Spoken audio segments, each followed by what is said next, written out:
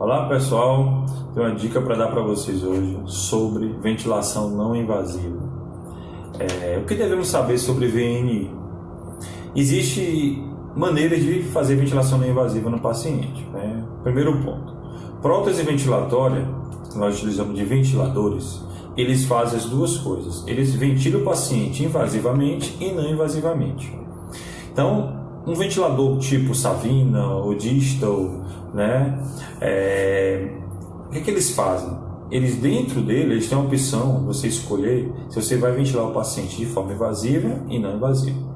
Quando você escolhe de forma não invasiva, o que acontece? O ventilador ele tem uma via de saída, que é a via inspiratória, que leva o ar até o paciente, e tem uma via de retorno, que é a via expiratória.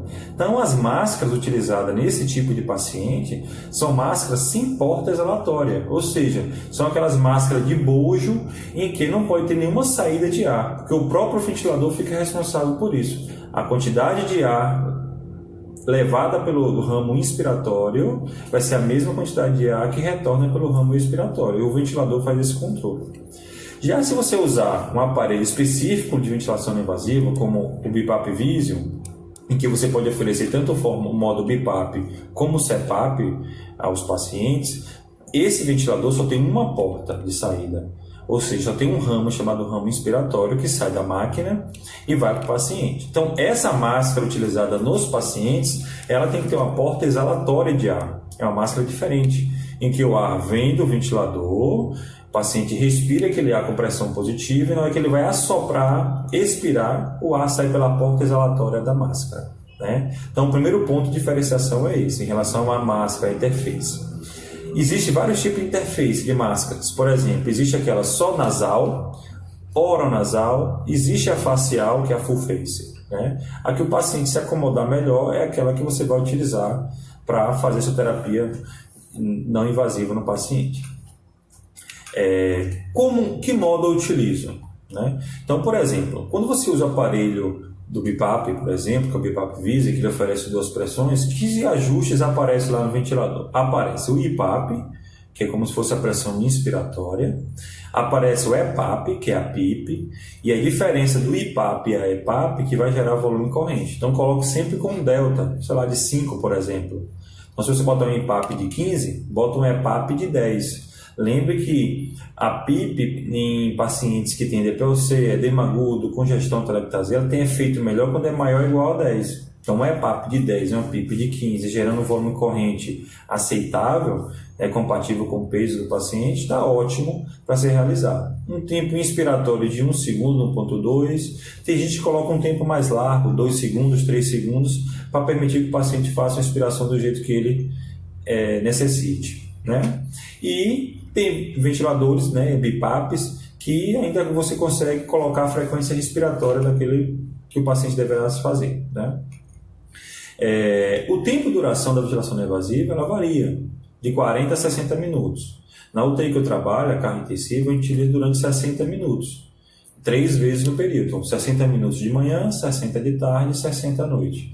É uma terapia de expansão pulmonar. E sempre após a VNI ou antes da VNI, fazer exercícios respiratórios, como os padrões ventilatórios, inspiração mantida em tempos, soluços inspiratórios, ou você usar incentivadores, que é o Voldyne, o Respiron, para que ele possa ter um feedback, um aparelho que dê um estímulo a que ele faça o exercício de maneira mais proveitosa. Que doenças a gente coloca a ventilação não invasiva? Os guidelines atuais eles falam o seguinte: DPOC, edema agudo de pulmão, congestão e atelectasia é grau de indicação a você utilizar a ventilação não invasiva. Então, se o paciente chegar na emergência, no pronto atendimento ou dentro de uma própria UTI, ele descompensar e precisar de uma ventilação não invasiva, se você utilizar a VNI, diminui às vezes 50% o risco de intubação. O único critério que você passa a avaliar é o nível de consciência. Se ele tiver nível de consciência e tiver DPOC, edema agudo, atelectasia ou congestão pulmonar, você pode utilizar a VNI, que o paciente obtém sucesso.